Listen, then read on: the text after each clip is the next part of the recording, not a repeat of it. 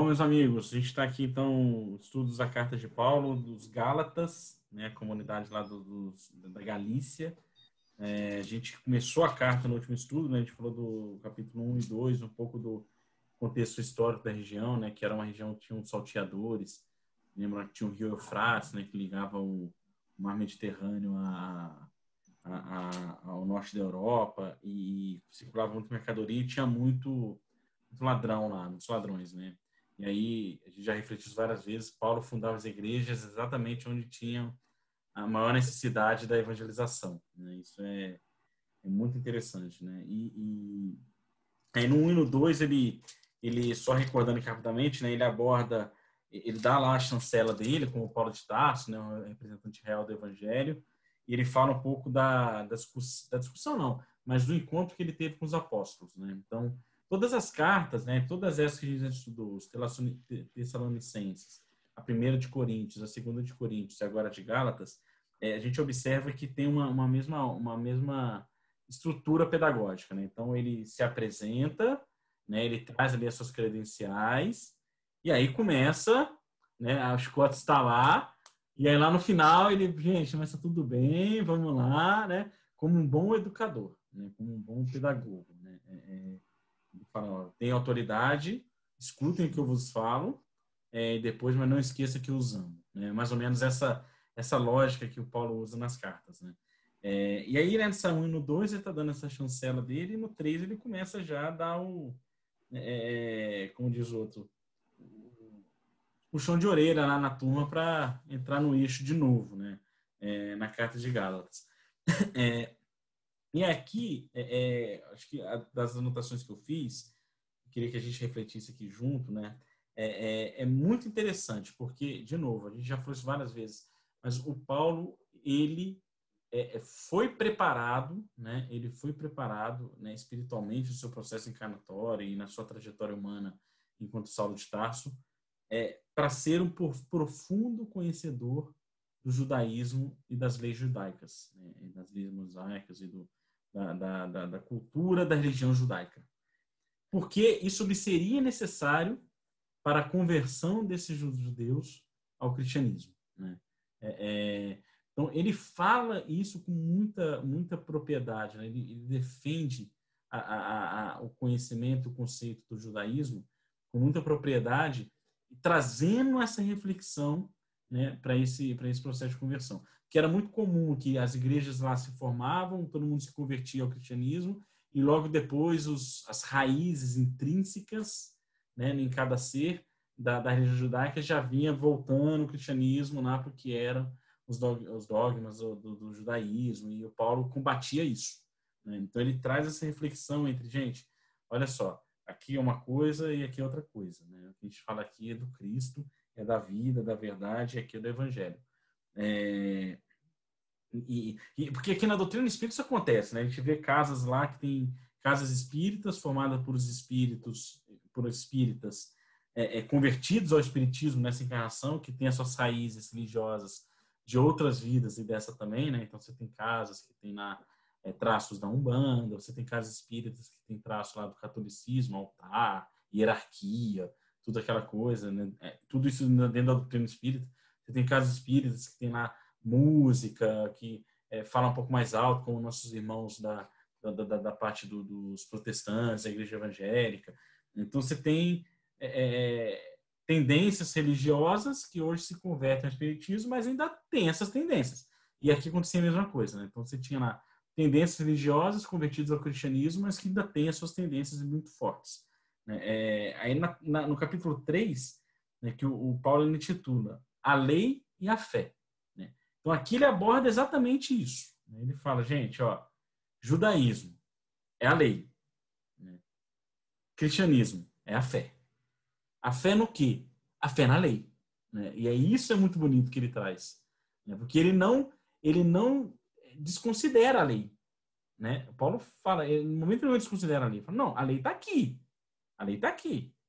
Mas vocês pararam só aqui, no judaísmo.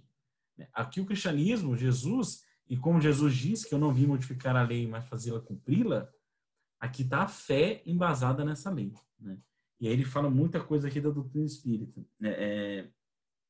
E ele combate essa lei que, né, judaica seguida à risca, né, das escrituras. O Hernani fala isso bem, né, já conversou muitas vezes com a gente, que é o não tirar o espírito da letra, né?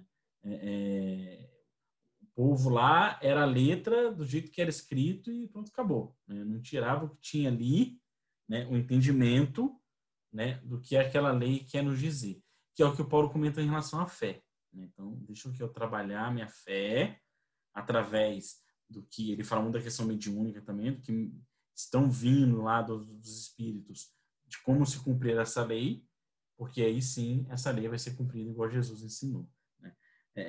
No versículo 1, aí, entrando de fato no capítulo, a lei e a fé, no versículo 1, Paulo já chega chegando, né? Então ele já fala, Gálatas insensatos, né? Ele já dá logo aquele puxão de orelha, né?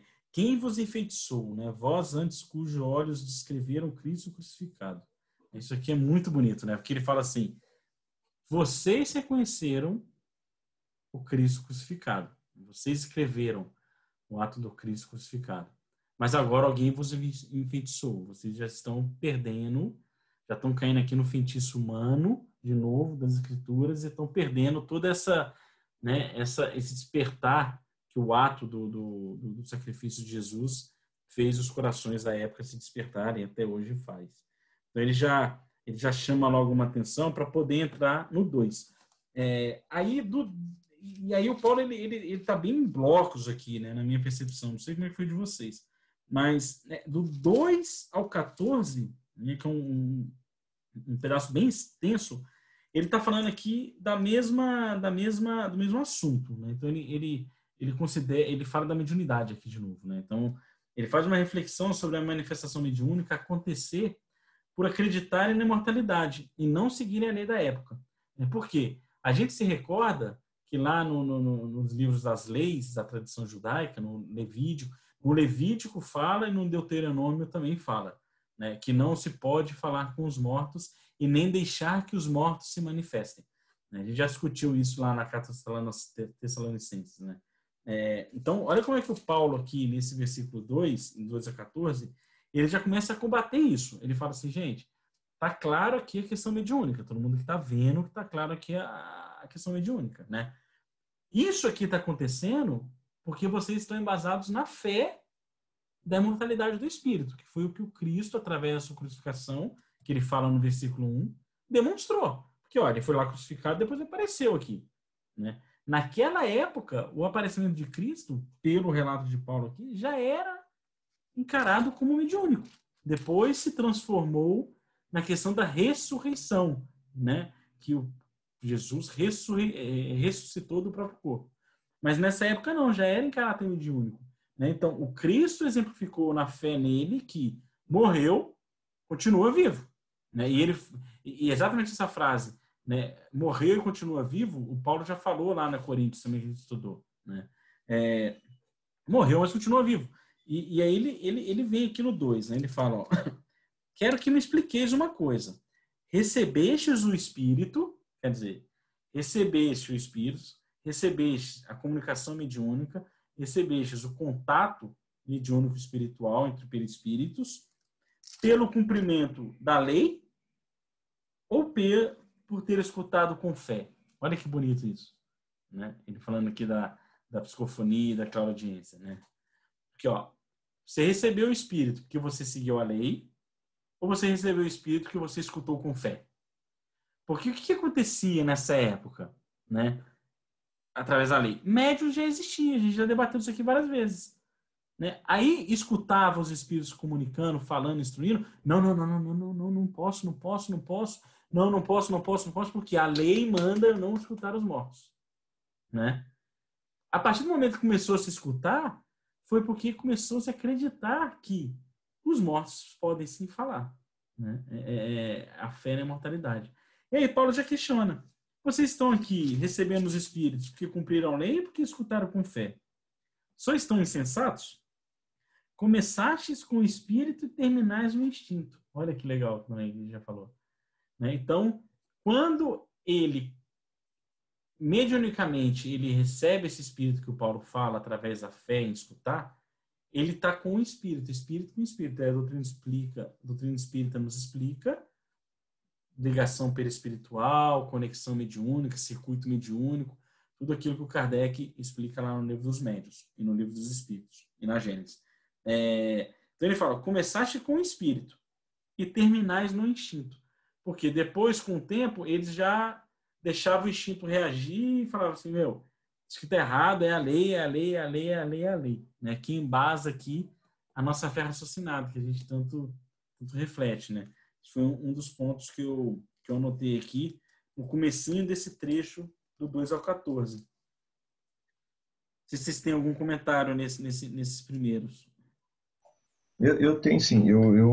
A minha linha de raciocínio também foi a mesma que a tua, mas eu parei já logo na introdução ali, no começo, quando ele pergunta quem vos enfeitiçou. E aí a questão mediúnica é como se você já explicou a questão. Você está tendo a manifestação pela fé ou pela lei, né? E quem é que está se manifestando através disso? Por isso que ele vem chamar, eu acho que ele dá essa culpa, deixa eu colocar as coisas no trilho novamente, né? É quem vos enfeitiçou. Porque quem lê assim, não tem a visão da doutrina, pô, é como se a gente falasse, pô, você parece estar enfeitiçado, né? E aí eu lembrei da pergunta do livro dos espíritos, que seus espíritos influenciam em nossa vida. Muito mais. Eles conduzem, né? Eles que nos conduzem, né? Então, só precisa saber quem é que a gente deixa nos conduzir, né? Lá não está dizendo se vai ser o espírito bom ou o espírito ruim, ou ruim. Simplesmente, eles nos conduzem. Vai depender de você escolher qual lado que você quer ser conduzido. É verdade? E aqui Paulo vem colocar isso, né? E quando você fala da questão da mediunidade, ele fala assim, lá no 6, por exemplo, Abraão confiou em Deus e isso lhe foi anotado como crédito. É interessante, né? Porque eu lembrei da história de Abraão, quando pede para sacrificar o filho, e ele foi lá, e aí Deus aparece para ele e fala com ele, né? Agora, a gente trazendo para a doutrina espírita, a gente sabe que isso foi uma manifestação mediúnica também, né? Ou seja, voz direta, não importa, fenômeno físico, pela chacha de fogo, pelo cordeiro que depois apareceu, tudo isso é uma questão mediúnica. Quando ele fala isso, confiou em Deus e lhe foi anotado como crédito, ele está dizendo para eles, confiem no que vocês estão percebendo, ouvindo e sentindo, mas com fé. Tem a lei, mas faça com fé. Confie no que está acontecendo com vocês. Não é isso? Exatamente. A fé em Deus é super importante. Deixa bem claro isso aqui. E a gente aprende isso, né, na doutrina espírita, no curso mediúnico. Da fé, né, quanto mais fé o médium tiver, melhor ele é mediunicamente, né? Porque um dos processos do circuito mediúnico lá que a gente estuda é a fé, né? A fé do intermédio, né? De acreditar que sim, tem lá o campo mediúnico, porque senão vem a comunicação e fala, não, isso aqui é coisa da minha cabeça. A primeira coisa que acontece é isso, né? Quando tem a pouca fé. Não, isso aqui é coisa da minha cabeça, imagina. Isso não é mediunidade. Isso aqui é coisa da minha cabeça, isso aqui é meu, né? Já falando, isso aqui é meu. E atrapalha as tarefas, né? A gente estuda isso. Anímico, isso é anímico. Isso é anímico, né? Isso é meu. E a gente estuda isso. E é por isso que ele fala. Lá no 4, antes, ele fala um negócio super interessante. Eu anotei aqui no 4 e no 5, né? Dois pontos também. Para a gente, chegando lá no 6 que o Hernando comentou. Que quando ele começa a falar lá da questão, né? Vocês estão aqui recebendo os espíritos, e ele fala, experimentastes em vão coisas tão grandes? Ele pergunta, né? Isso aqui é muito legal, né? Porque é a mesma coisa. Poxa, vocês experimentaram coisas tão grandes, ou seja, se conectaram, vocês tiveram vidências, vocês tiveram orientações, vocês tiveram aqui interações com o mundo espiritual, que são coisas grandes, né? Que se até hoje para nós aqui imagina para a época, né? O próprio Cristo. Exatamente, né? Exatamente. Tiveram lá o exemplo dele em vão, né? Então até esse questionamento, beleza, ok, o Paulo está perguntando se foi em vão, mas o que ele fala depois é maravilhoso, né? E aqui ele corrobora a perfeição divina, né? De que Deus não erra. Deus não faz nada que esteja errado, porque ele é perfeito. Então, quando ele comenta isso, ele fala, experimentaste em vão coisas tão grandes, se é que foi em vão. Né? Ou seja, nada é em vão na natureza, na obra, na criação. Nada é em vão, nada é em vão. Né? Eu fui lá e roubei um banco.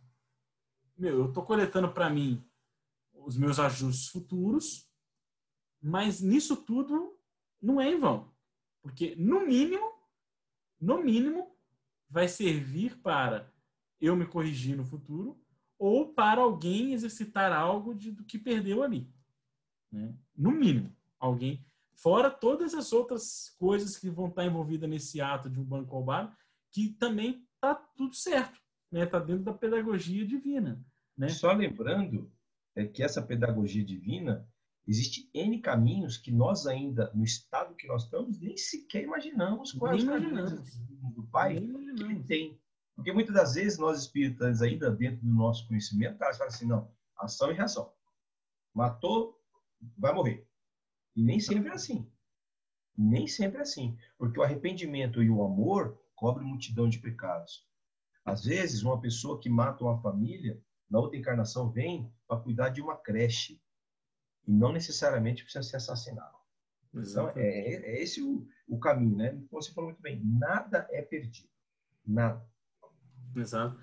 Outro dia eu estava lendo uma reportagem falando que porque, né, vamos pensar aqui, ó, um pouco disso. Quando eu li esse trecho aqui, será que foi em vão, mas nada é em vão? Eu pensei nisso, vou comentar com vocês.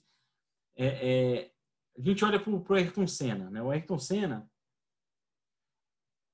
poxa, um puta de um cara assim carismático, né? Um ídolo, né? E de fato um ídolo, uma boa pessoa, aparentava ser uma pessoa, tinha projeto social e tudo mais, um corredor de sucesso e tal, morreu num acidente, desencarnou num acidente lá. Será que tudo que ele fez, tudo que ele dedicou, tudo foi em vão? Que é a pergunta que o Paulo faz aqui, né? Foi em vão? Nada em vão, porque eu estava lendo uma reportagem outro dia dizendo que a morte do Ayrton Senna chocou tanto o mundo do automobilismo que houve grandes investimentos em segurança, mudanças de regra, e depois não morreu mais ninguém. Não morreu mais ninguém. Nunca mais morreu gente na Fórmula 1. Mas você não foi o último. Quer dizer, foi preciso morrer um de impacto, né, para que outros tantos não sofressem os acidentes. Né? Nada é em vão. Então, quer dizer, a trajetória do Ayrton Senna não foi em vão. Serviu para algo, né? Melhorar a segurança na prática daquele esporte. Né? A gente comentou mais cedo, antes de começar o estudo bilionário lá dos Estados Unidos que doou tudo.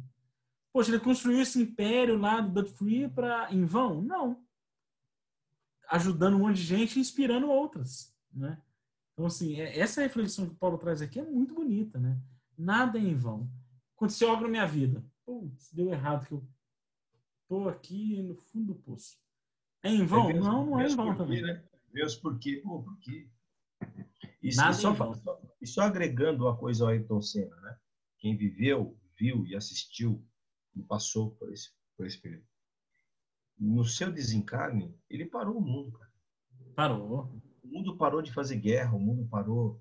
As pessoas simplesmente sentiram aquele desligamento dele, né? Exatamente. As pessoas, por algum tempo, foram companheiras uma da outra.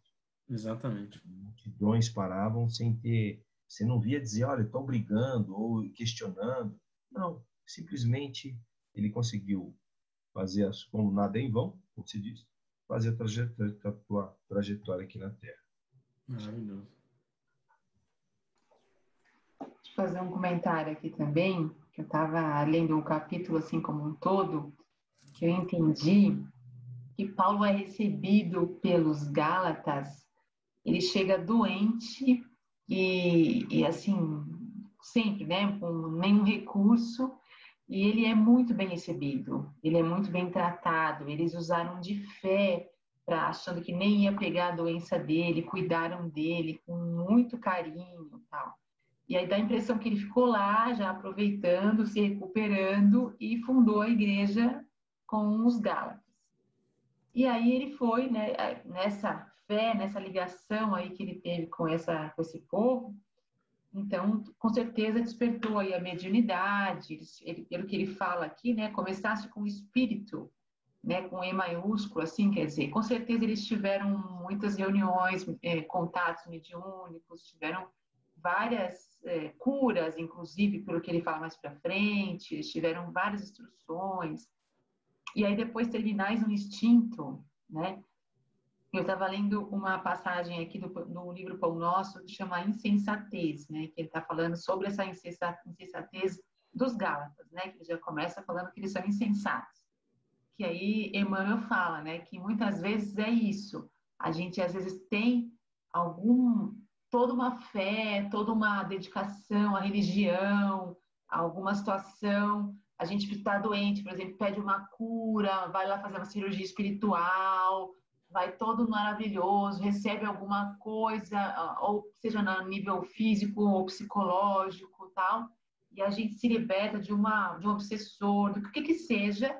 Depois, na sequência, a gente se vira e fala, bom, agora como que eu posso fazer dinheiro com essa situação? Como que eu posso fazer isso para os outros também, ficar rico? Como que eu posso agora aí sair do nível espiritual, fraterno, para depois ir para o instinto, tipo, como que eu vou passar por cima dos outros agora com essa situação que eu tenho, com esse conhecimento, com qualquer coisa que seja, né? Ele fala nesse capítulo do 155 do Pão Nosso, que é sobre essa insensatez, que eles começaram lá em cima, pelo que eu entendi, tendo vários contatos mediúnicos, tendo várias, né, deve ter muitos mentores falando com eles, explicando o evangelho de Jesus, coisas, eu acho que deve ser reuniões muito legais. E daí depois eles começam a misturar com a lei mosaica e começam a ficar confusos, o que é lei, o que é fé, né? E aí ele vem bravo, falando quem vos enfeitiçou, né? E aí fica mandando essa carta aí, dando essa bronca, porque vocês estavam indo tão bem, né? Até eu sair daí, todo mundo na fé, naquela, né, super fraternidade e tal, e depois estão misturando com a lei, então não precisa mais. Agora, vamos entender então a diferença entre a lei e a fé, que é o título desse capítulo, né? Exatamente. Muito bem colocado. E isso acontece mesmo até hoje, né? É muito comum. A gente vai lá para nossa tarefa, seja ela qual seja, no centro espírita, a gente é um anjinho, né? A gente chega lá iluminado, né? Nossa, como eu sou bondoso. Saiu, meu, primeira esquina já tá brigando, né? Já tá discutindo, já é o instinto que você comentou, né? A gente sai lá do espírito pro instinto. Muito bem colocado. Insensatez, né? Tá brigando no estacionamento, às vezes já, né? Dando troco errado no estacionamento, Exato, etc. exatamente. Não é fácil. Aí no 5 aqui, acho que só um comentário breve também, que mais uma vez fica evidente aqui, né, a questão mediúnica que o Paulo coloca, né? Ele fala, ó, pois bem, aquele que vos concede o Espírito e faz milagres por vosso intermédio, né? Olha que legal. Por vosso intermédio, faz porque cumpres a lei ou porque escutais com fé? Então, de novo, ele compara a questão mediúnica, que a questão mediúnica ela pertence à fé, não à lei mosaica. A lei mosaica proibia. Mas a colocação que ele fala, né, que o espírito que faz milagre por vosso intermédio é o conceito mediúnico, né, que é o medianeiro. De fato, o espírito, o que é o milagre que ele chama aqui, né, é a manifestação, seja ela qual for. É o anormal. A gente estudou isso também em algumas das cartas. A definição de milagre é aquilo que é o sobrenatural, né, que então, o natural, qual que é o natural? O natural é o Hernani, é o Hernani. O Hernani, de repente, muda a feição, começa a falar coisas que não é do Hernani, começa a escrever cartas em outros idiomas. Quer dizer, isso tudo aqui é um sobrenatural que era chamado de milagre, né? Então, o espírito opera o sobrenatural através do seu intermédio, né? Através do medianeiro, que é um médium, né? As próprias curas, né? As próprias curas, exatamente. O milagre é a própria cura, exatamente. E aí, quando você fala, eu fico pensando, quando eu li o texto, eu tinha pensado, agora eu lembrei disso. Fala da lei, né? E ele fala, no 5 que você leu agora, né? Ou faz porque cumpres a lei ou porque escuta com fé? E você lembrou muito bem, porque a lei mosaica falava que não podia conversar com os mortos. E aí eu retorno lá atrás, no começo, e venho com a pergunta dele, quem vos enfeitiçou, né? Porque ele vinha falando sobre o processo mediúnico, sobre o contato com os espíritos, o mundo espiritual, né? E aí é uma imaginação minha, tá? Que os Gálatas devem ter, nesse momento aqui, pegado a lei e falado, ó, a gente está falando com os mortos, mas não pode. Exato. Fala, ó, você vai ficar na lei ou você vai ter fé? Entende? Essa é a minha visão que eu tive aqui. Eu concordo 100%. Também acho que é isso que ele falou. Podemos seguir aqui? Aí no 6, né? Você falou 6, é muito legal esse exemplo do Abraão que ele cita, né? Então aqui ele já começa, ele está falando da lei, já começa aqui a fazer as referências no Antigo Testamento, né? Então a gente lembra lá a história Observa que ele cita Abraão, por quê? Abraão é o pai do judaísmo. Né?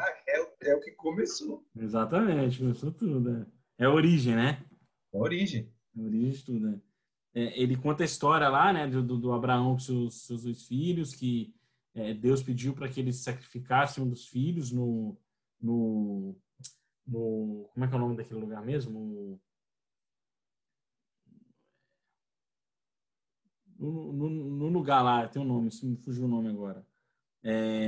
Que eles sacrificassem um dos filhos ao invés do cordeiro. Era comum sacrificar o cordeiro, né? Era uma tradição, né? Era comum sacrificar o cordeiro e aí ele foi lá para sacrificar o filho. E ele relutava, porque foi prometido a ele, né? A ser todo o povo de Israel seria descendente de Abraão, né? Ele seria de fato o pai de todos ali. E ele vai com fé na palavra. Contar. Ele fala, consegue contar as estrelas? Consegue contar as estrelas, exatamente. E aí ele vai... Oi?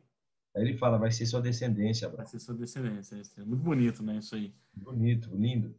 E aí o Abraão vai lá para sacrificar o filho dele até o último momento mesmo, né? E aí aparece lá o cordeiro amarrado à árvore, né? E ele entende que ele não fraquejou na fé, né? Ou seja, amo meu filho e tudo mais, mas minha fé em Deus é maior.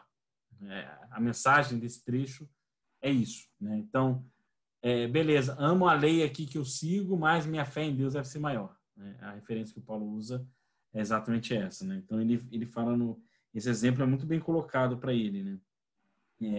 Abraão confiou em Deus e isso foi anotado como crédito, né? Ou seja, confiarmos na lei divina, em Deus, na sabedoria e na bondade é crédito para gente, né? Não é débito. A gente vai acumular aqui créditos, né? Saber andar na lei divina é angariar créditos para o nosso espírito no plano espiritual quando a gente desencarnar. No Monte Moriá, que Abraão foi? Monte Moriá, exatamente. É isso aí. Eu tive a oportunidade de ir lá. Muito, muito... É um montezinho... É um morrinho. A gente pensa que é um vulcão. Não é. É um barranco. Vamos falar assim. Definição melhor não tem. Exatamente, é um morrinho, né? É como o Mar Vermelho, né? Lá no sul de Israel também, na Eilat, outra cidade, eu também pude ir lá. Poxa, eu fui assim super, né? Caramba, meu, vou ver onde o mar abriu no meio. E aí você chega lá na ponta da praia, assim, aí do lado de lá você vê o Egito mesmo, né? Já o Egito, outra terra. E aí você vai andando mesmo a pé. A água vai só na canelinha e você chega lá no Egito.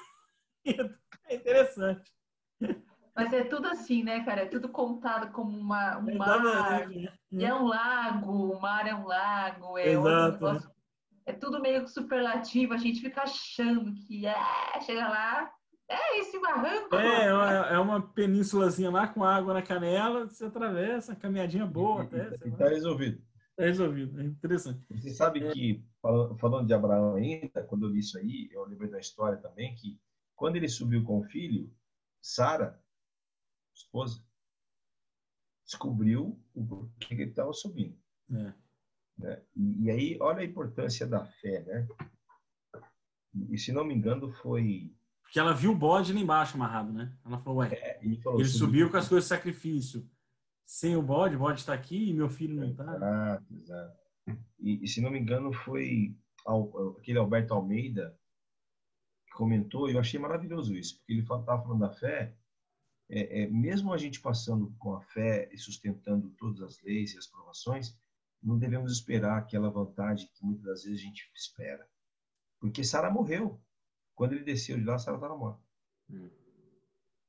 Né? Então, ou seja, ele foi lá, conversou com Deus e falou, não, agora eu entendi, você realmente tem fé. E a esposa estava morta. Exatamente. Observa, né? Pelo ato dele de fé, mesmo assim, tem que passar pela aprovação que é dele. Aprovação, dela. Exatamente. Legal. É muito, a Gênesis é muito linda, o livro da Gênesis. Maravilhosa. É encantadora, né? Como diz Haroldo, é uma melodia. É uma melodia. Aí, minha próxima anotação é só lá no 10. Não sei se vocês têm aí alguma coisa entre o 6 e o 10 para a gente comentar. Eu queria uma frase para a gente poder... Eu tirei daqui.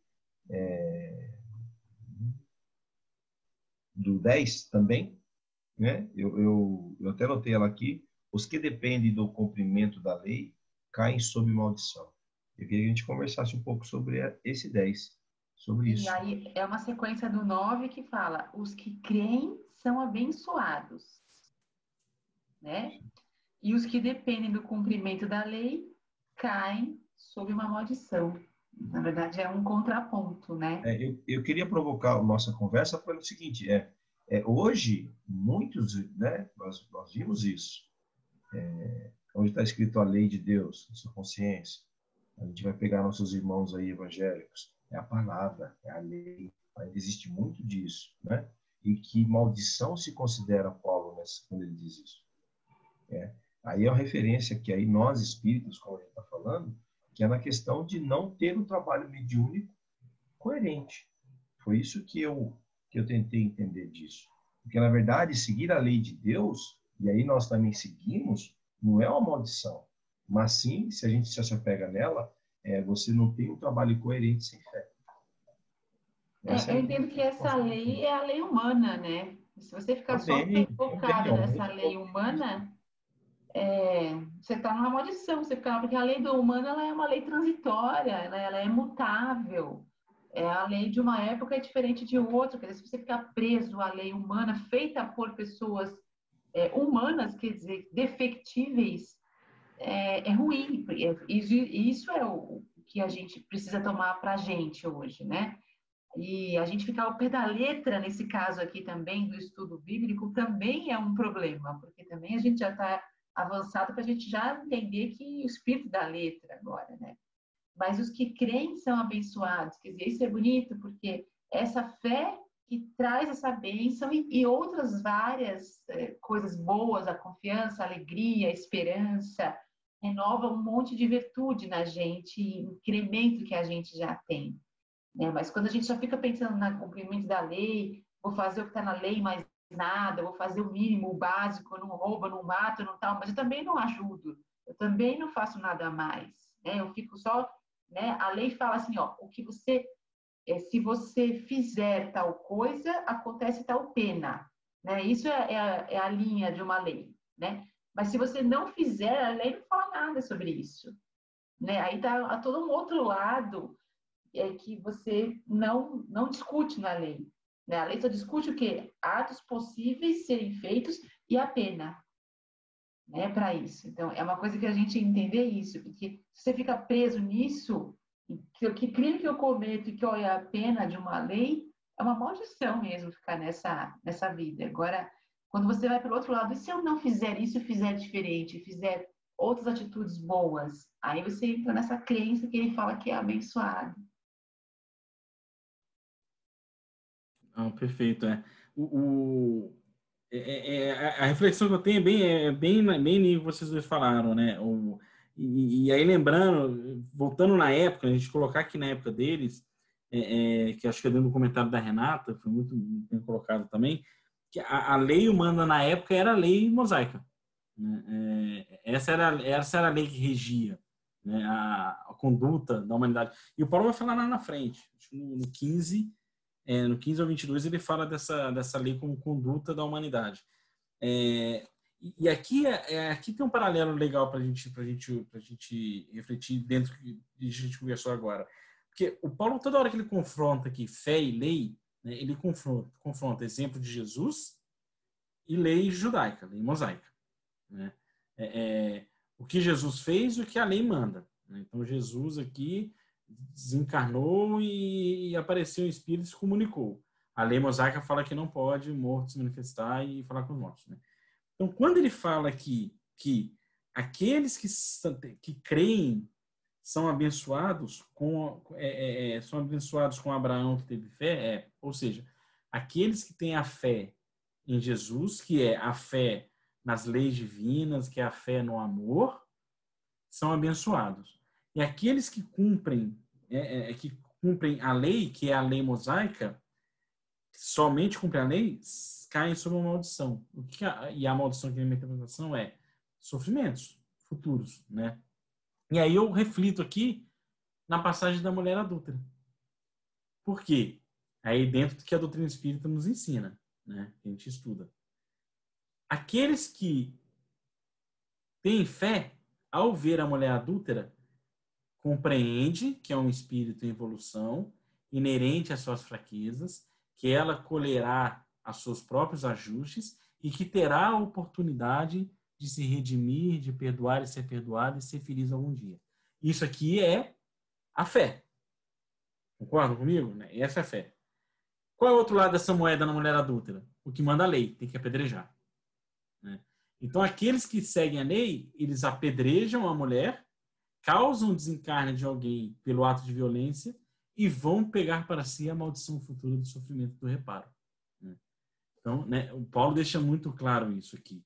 Nas nossas condutas, deles aqui da época, e serve para a gente também, o que eu vou priorizar aqui? A lei ou a fé, né? E aí eu trago uma reflexão aqui para nós, a doutrina espírita, né? E quem está ouvindo a gente, porque a gente tem alguns dogmas aqui na doutrina espírita, que às vezes a gente cai nesse mesmo problema, nessa mesma maldição aqui, por fato de seguirmos as leis que nós criamos a doutrina espírita, não tem nada a ver com os espíritos e com a doutrina, nenhum espírito falou, né, isso da forma que a gente interpreta, em prol de cumprir a fé em Deus. Então, por exemplo, é muito comum, né, uma frase que eu vejo aqui, que a doutrina espírita, as casas, muitos de nós espíritas, defende como uma lei, né? Não pode dar o peixe, tem que ensinar a pescar. Sim, verdade isso. Verdade isso. Mas se levarmos isso sem tirar o espírito da letra, a risca, ferro e fogo, como era a interpretação das leis mosaicas, a gente vai estar aqui colhendo nossa maldição, porque vai parecer um faminto, a gente falar, não, ó, você está com fome aí, você continua com fome, que eu vou aqui te falar que o processo reencarnatório é assim, que a gente vai se melhorar, tal, né? Eu me lembro de uma vez que eu presenciei, que eu estava num grupo espírita, na porta, na entrada, né, na recepção do grupo espírita, eu, uma companheira da casa da época, e apareceu uma mãe desesperada com uma criança, ambas aflitas, a mãe aflita, chorosa, a criança assustada, com os olhos arregalados, e a mãe desesperada, olha, tem que dar um passo na minha filha, porque a gente não aguenta mais, e aquele desespero, e a companheira da época que estava comigo, seguindo essas leis, né, falou, oh, então, mas é que o atendimento fraterno é só na quarta-feira, né? Você tem que retornar aqui na quarta-feira, você vai fazer um cadastro, vai passar aqui numa triagem, depois você vai sentar para conversar com alguém. Não, beleza, sim, ela pode fazer isso na quarta-feira, mas vem cá, deixa eu te dar um abraço, se acalma, né? É um passe que vai te acalmar o coração? Tá aqui, vamos lá dar um passe. isso aqui é ter a fé em Deus, né? Fé que deixa eu servir, né? Deixa eu ser útil, deixa eu acolher. Depois sim, nós vamos cumprir essa lei aqui que tem que ser feito, né? Mas toma cuidado, porque o que pode acontecer? Essa mãe pode desistir. Pode chegar a nós uma pessoa prestes a desistir da vida pedindo ajuda, e se nós não tomamos cuidado de ter a acessibilidade de tirar o espírito da letra, nós vamos seguir o que mandam os dogmas e as orientações dos humanos, das casas, das regras individuais de cada casa espírita, né? E vai causar ali a falta de acolhimento, de afeto com alguém que estava desesperado, e essa pessoa tira a própria vida. E aí está lá na doutrina espírita, no livro dos espíritos, ou no Céu e Inferno, não me lembro, tem culpa aquele que por omissão causa o suicídio de alguém, é fruto da omissão de alguém que lhe negou socorro? Tá lá isso lá, perguntando. E aí fala, sim, carregará a culpa pela omissão do serviço de socorro. Né? Então, é uma maldição aqui que o Paulo está falando. Não basta não fazer o mal. É necessário fazer o bem. Exatamente. E aí, eu quero agregar o que você falou muito bem, Thales, sobre uma pergunta, né, que você comentou. Quando Estevão está sendo apedrejado por Saulo, o que ele fala para Jesus sobre Saulo? Olha, ele é uma boa pessoa. Está cumprindo. Ele está cumprindo a lei, né? Está cumprindo o que arrematar o que você acabou de falar. Exatamente. Ele está cumprindo a lei. Ele está cumprindo a lei, mas ele é uma boa pessoa. Exato. Entende? Quando você falou do exemplo da mulher adúltera, eu lembrei de Estevão. É, uma coisa, né? É uma coisa. Ele está cumprindo a lei, Jesus. Olha, mas no fundo você vai ver que ele é uma boa pessoa. Você vê, né? Estevão mandando um recado para Jesus, né? Abusado. E o detalhe do livro, Paulo Estevão, que nesse momento, Jesus só está passando a mão no cabelo dele. Exatamente. Ele está lá todo... Coisa falando, né? Jesus, deixa eu te dar um recado aqui, ó. Mas é verdade isso, né? E acho que essa é uma reflexão para nós todos, né? A gente preferir a mensagem não é que a gente não tenha que cumprir, não. Tanto que Jesus soube cumprir a lei. Essa é a diferença. Né? Ele soube cumprir a lei com fé raciocinada e com amor à frente de tudo. Né? Não é que a gente não tem que cumprir as orientações das casas espíritas que a gente frequenta, não. Mas que a gente saiba cumprir as orientações humanas, mas com a fé raciocinada e o amor à frente de tudo. Porque senão a gente vai estar nesse ponto 10 aqui que o Paulo está falando. Perfeito. É que Jesus tinha tanto argumento, né, gente? Olha como perguntar para uma galera que atira que a primeira pedra quem não tiver pecado. Da onde eu ia tirar essa ideia para perguntar uma coisa dessa para aquele pessoal arraigado a essas leis mosaicas, né? Esse monte de ritual, de regra, tudo muito certinho, organizado, com 630 e poucos tal. Como que a gente tem essa ideia? Quer dizer, ele conseguiu mudar, flexibilizar a lei sem afrontar, sem chocar, mas fazendo a pessoa voltar para a própria consciência dela. Exatamente. Né? Olha dentro de você, vê se essa lei realmente ia ser boa para você. Se coloca no lugar dela e vê aí o que você acha dessa lei. Vamos mudar, vamos flexibilizar isso daí um pouco. Então, tem que ter uma autoridade moral, né? Muito grande. Muito, né? Muito elevada. E aí no 10, acho que fala disso, né? Ele mostra como que Jesus soube cumprir a lei, né? O saber cumprir, né? Que ele fala, os que dependem do cumprimento da lei caem essa maldição. Ele continua. Pois está escrito, maldito, é aí que está lá no Antigo Testamento isso aqui, está lá no livro de Números. Maldito quem não mantiver o que está escrito no código da lei, pondo-o em prática. Né? Então ele fala, maldito quem não mantiver o que está escrito na lei, né? Pondo em prática. Então, de fato, saber não cumprir o que determina aquela lei, né? Que é diferente do que a maioria da época fazia e que é diferente do que a maioria de nós aqui também faz no nosso dia a dia.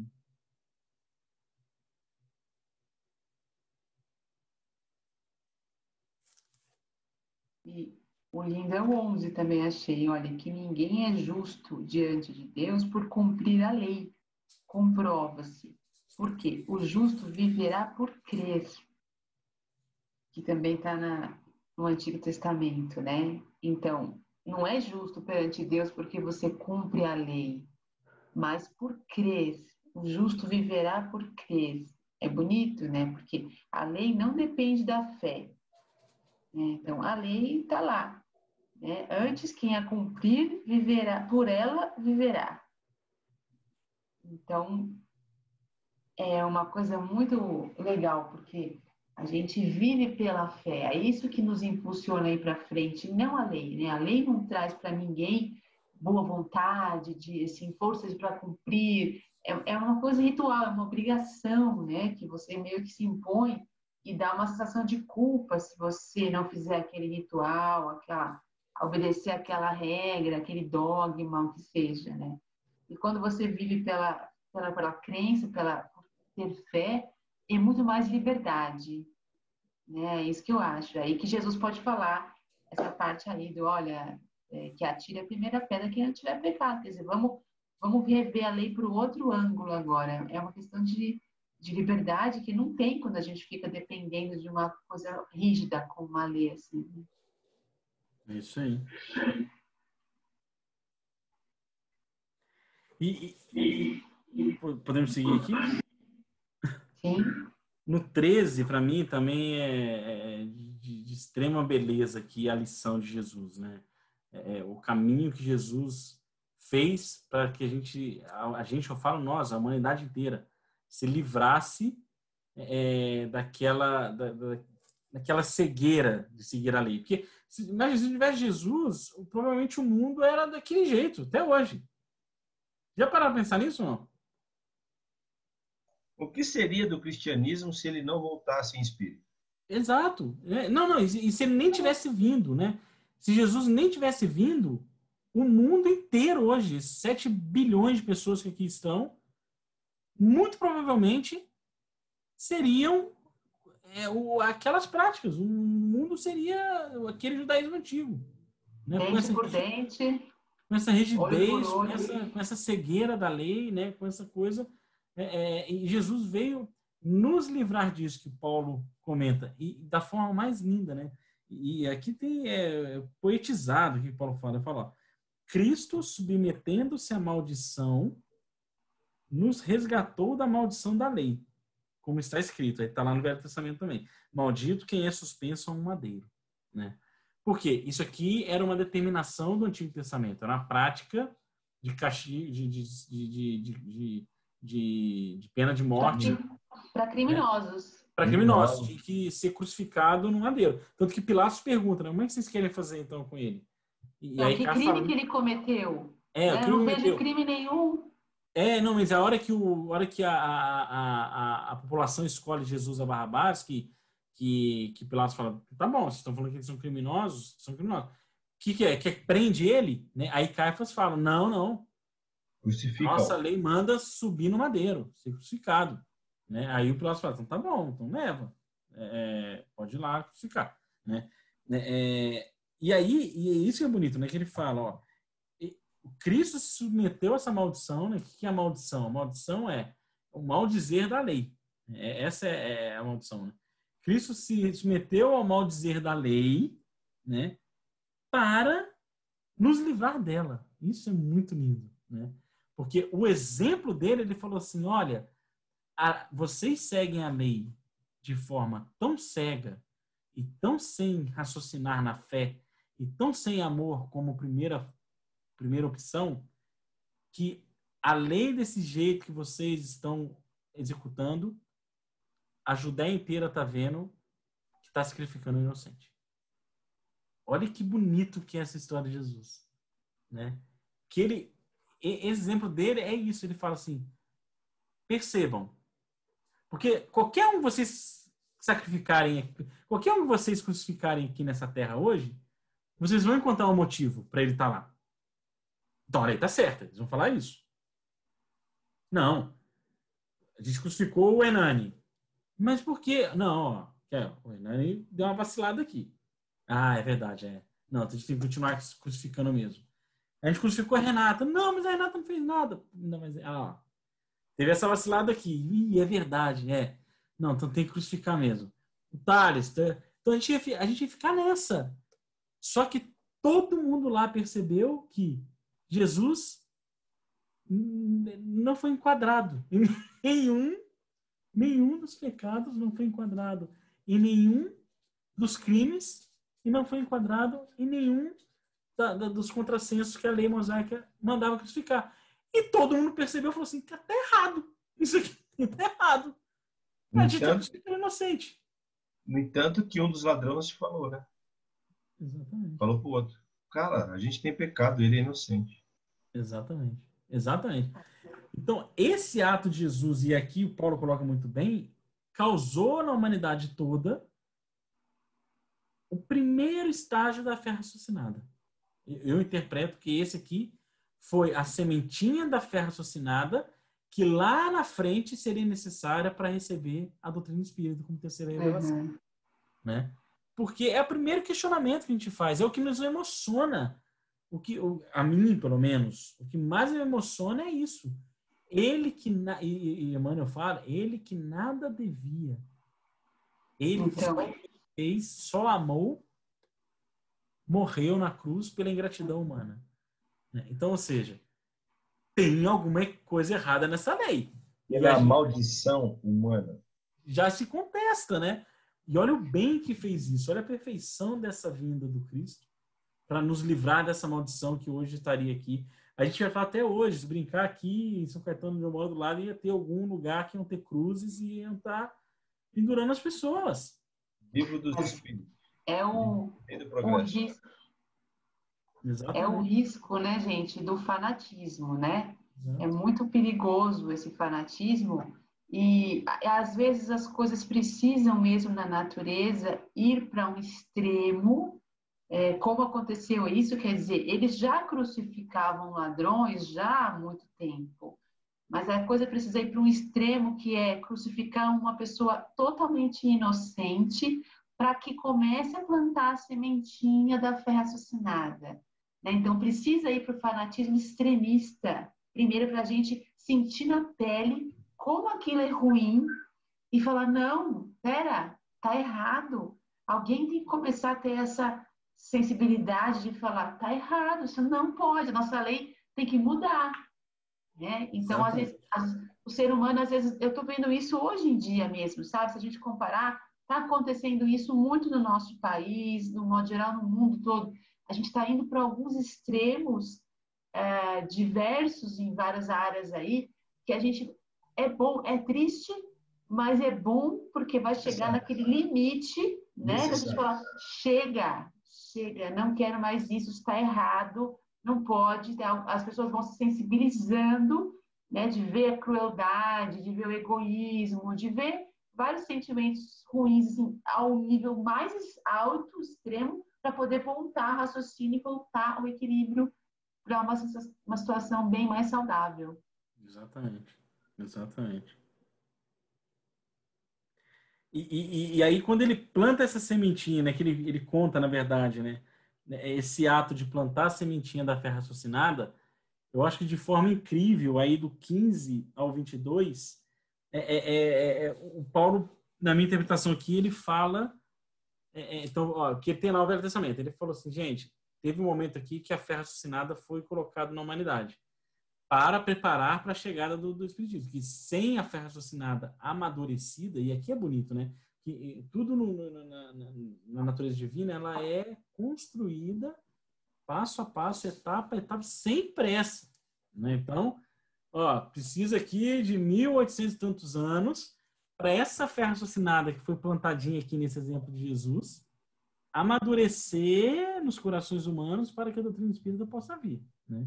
Então, Jesus, você vai lá, ano zero você vai, e aí daqui a 1852 anos, essa fé raciocinada já vai estar madura o suficiente para receber a doutrina. Né? E aí, do 15 ao 22, o Paulo aqui, ele fala exatamente dessas... No 17, até no 17 ele fala dos 430 anos. Dos 430 anos. Precisou 430 anos para chegar agora a questão da gente entender que existe uma coisa racional, uma fé racional, exatamente, raciocinada, exatamente. E aí ele conta dessa que a gente estuda, né? A gente estuda o doutrina espírita, né? Primeira revelação, o que foi lá, Moisés, por quê?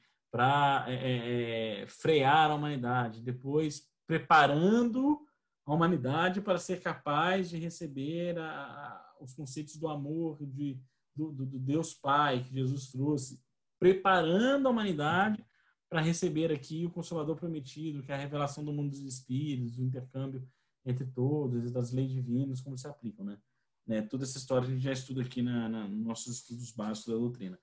E aí o Paulo fala, ó, e eu quero pedir licença para ler o trecho, porque ele fala bastante, ó. Irmãos, usarei uma linguagem corrente. Né? Então, usarei aqui uma linguagem atual. Não vou falar aqui das coisas futuras, dos espíritos que eu escuto. Vocês entendem. Olha o exemplo que ele dá aqui como doutor da lei, né? Da condição humana. Ele fala, ó, um testamento devidamente outorgado, ainda que seja por um homem, ninguém pode anulá-lo nem acrescentar-lhe nada. Então ele fala, ó, o testamento que eu outorgar, ninguém pode falar, não, isso aqui não vou dar, ou acrescenta aqui um carro, ou isso aqui não, né? Não, está outorgado. É isso, pronto, acabou. Né? Ora, as promessas foram feitas a Abraão e a sua descendência. Então ele volta em Abraão. Então ele fala assim, ó, as promessas que o Cristo trouxe aqui não é dele. É lá de Abraão. Foi lá em Abraão que foi prometido. Lá em Abraão, 430 anos atrás. Né? E aqui, ó, ele fala, foram feitos a Abraão e a sua descendência. Não diz descendentes no plural, mas olha o Paulo aqui, professor, impressionante. Né? Não diz descendências no plural, mas descendência no singular. E a teu descendente, que é Cristo. Né? Pois eu digo, um testamento já outorgado por Deus não pode anulá-lo uma lei que chega 430 anos depois, invalidando a promessa. Veio Abraão, que recebeu o testamento, o evangelho, a lei, que ele exercitou na sua fé. 435 anos depois veio Moisés, que trouxe a lei mosaica dos homens para controlar a humanidade da época. E aí o Paulo fala, ó, então, um testamento lá atrás, que falava, tenha fé em Deus, no amor, tudo isso, da consciência das leis divinas. Moisés trouxe uma lei que a humanidade na época interpretou como mudando aquilo lá atrás. E Paulo está falando, não, aquilo lá não pode ser mudado, foi outorgado por Deus. Né? Então ele vem, não pode ser, não pode anular uma lei que chega 430 anos depois, invalidando a promessa. Portanto, se a herança vale em virtude da lei, já não é em virtude da promessa. Deus a deu de presente a Abraão em virtude da promessa. Então, ó, vocês estão entendendo aqui, né? Ele fala aqui, ó, Abraão recebeu aqui a promessa a base do evangelho, né? Ter fé na vontade de Deus, né? Seguir as leis divinas que Deus submeter à vontade de Deus.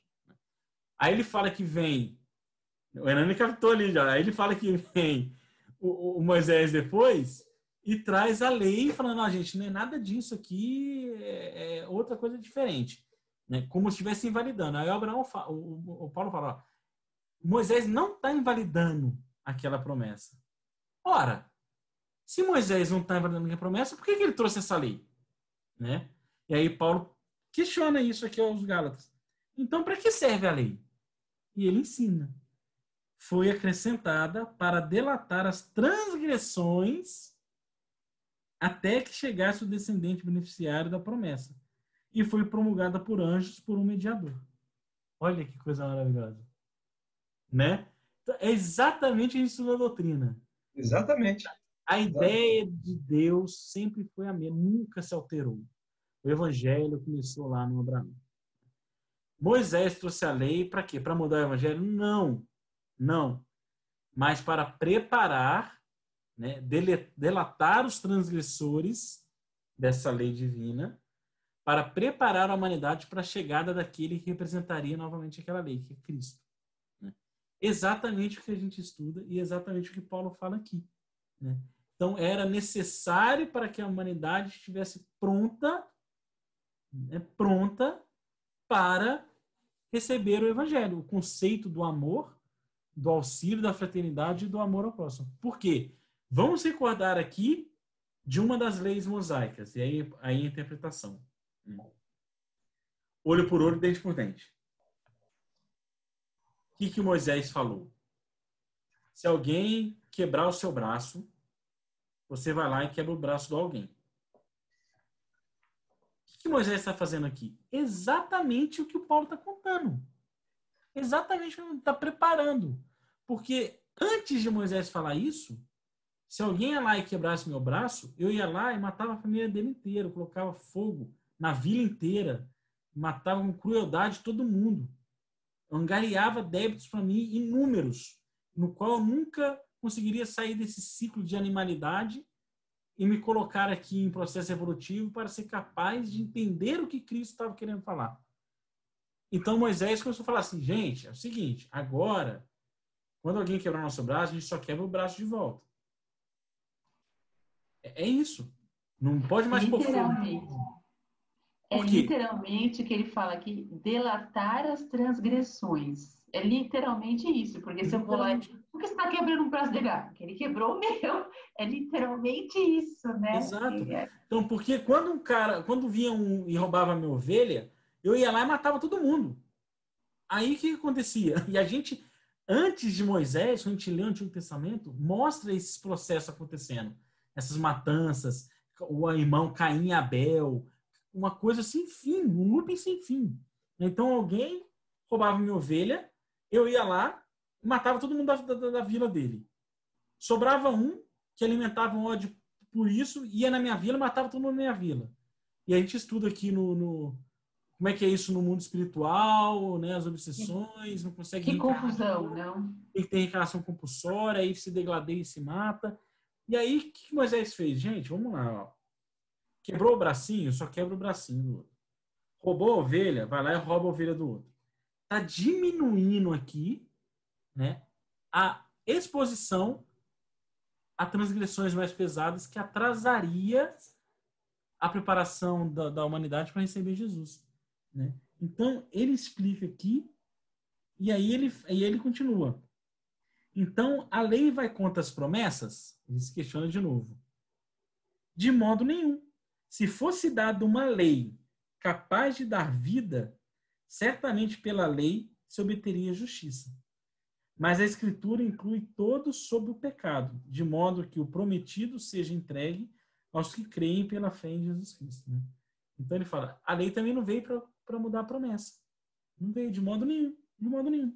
Né? Ela veio, se fosse dada uma lei capaz de dar vida, certamente pela lei se obteria justiça. Então, o que aconteceu aqui ele está falando que Jesus, e o que Jesus fala? Eu não vim modificar a lei, mas fazê-la cumpri-la. Porque ele deu vida à lei. E aí ele obtém a justiça. Né? Essa colocação aqui de Paulo é um professor aqui, é uma aula universitária de A Caminho da Luz. É um visionário. Sabe o que eu tirei desse capítulo que você falou aqui, a lei e a promessa? É muito interessante que quando você começou a falar, eu comecei a dar risada, porque para mim, isso que você falou é importante, mas eu deslumbrei outra coisa. Ele descreveu aqui o capítulo 1 do Evangelho segundo o Espiritismo. Moisés, primeiro Abraão, a lei está lá já, está otorgada. Tá? Aí vem Moisés, recebeu os 10 mandamentos, que é de Deus, a lei de Deus. Ele que fez a lei mosaica para conter a humanidade. Exatamente. Aí ele vem aqui, ó. Portanto, a herança vale virtude. Então, para que serve a lei? Foi acrescentada para delatar as transgressões, para segurar o povo, até que chegasse a descendente beneficiário, Jesus, de promessa. E foi promulgada pelos anjos, os espíritos, doutrina espírita. Exatamente. E aí ele escreve, cara. As 3 etapas. Eu vou aqui, você falou, não vou destruir a lei. Não vim destruir a lei. Como é que ele começa? As 3 revelações. Exatamente. É muito lindo, é impressionante. E aí a gente pega no Evangelho de Mateus, se eu não me engano, eu não me lembro agora, pode ser que me fuja a cabeça, eu não lembro se é no de Mateus ou no João, que ele começa o Evangelho explicando a descendência de Abraão até Jesus. Sim. Né? Você vê que é descendente direto. O livro do Haroldo lá, que no Novo Testamento, também ele faz isso. Ele faz, né? Toda a descendência. Exatamente. Impressionante. É muito bom. Muito bom. E aí, para finalizar o capítulo de hoje, o estudo de hoje, do 23 ao 29, que é o último trecho, sim. Para mim fica claro que também é a reflexão geral sobre as etapas dessa revelação, né? Das revelações, né? Cada uma das etapas das revelações. E muito bonito que ele bota aqui Jesus como um ser que não distingue uns dos outros, né? Então ele fortalece aqui o conceito de pai único. Então, assim, se o pai é o pai de todos, todos nós somos irmãos, iguais filhos do mesmo pai. Então, quando ele começa lá, ó, antes que chegasse a fé, aqui é bonito, antes que chegasse a fé, antes que chegasse Jesus, éramos prisioneiros, guardados pela lei, até que se revelasse a fé futura. De novo, as 3 etapas aqui. Né? Antigo Testamento, Jesus e vida futura, Espiritismo. Gente, de modo que crianças, né? Oi? Como criança, guardados como crianças. Guardados como crianças, exatamente, exatamente. A gente faz isso com nossos filhos, né? A gente resguarda ali para não morrer, né? Que senão não morre. Exatamente, senão se acaba. Quer ver uma coisa interessante? Antes que você faça a continuação do texto, lê o 29. E se pertenceis a Cristo, sois descendentes de Abraão, herdeiros da promessa. Veja que, cara, você é herdeiro de Abraão. Exato, sou, né? Exatamente. Da promessa. Da promessa. É maravilhoso. É promessa.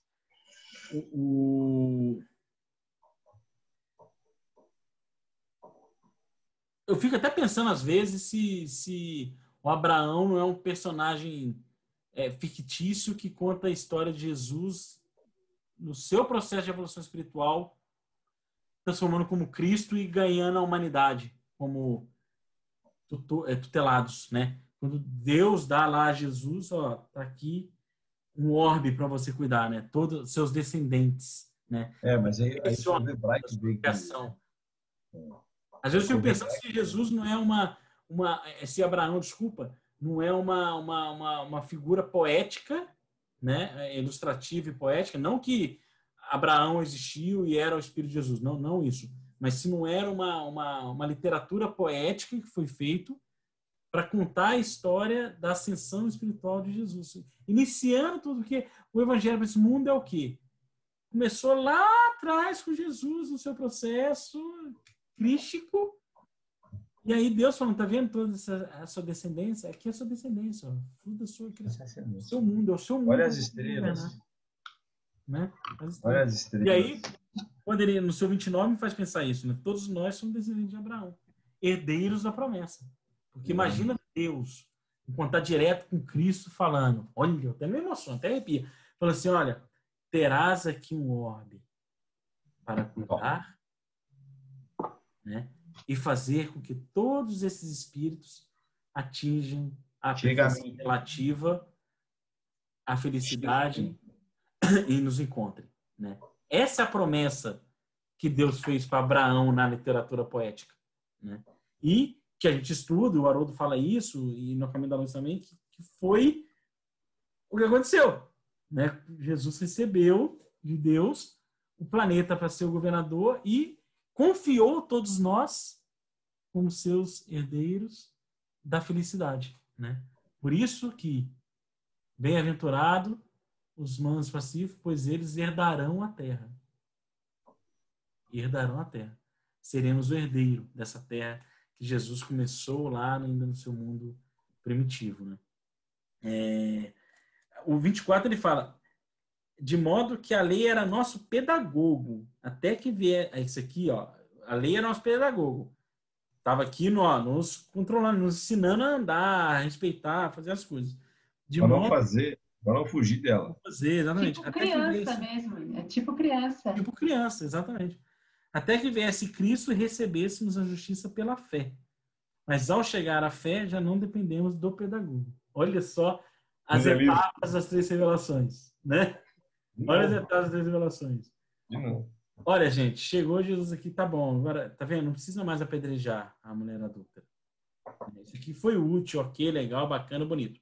Mas não precisa mais, né? Agora a gente tem aqui um novo momento, né? Que É por isso que a gente fala que Cristo nos libertou dos pecados, né? Exatamente. Que a gente nos libertou desta lei, dessas regras todas. Da maldição.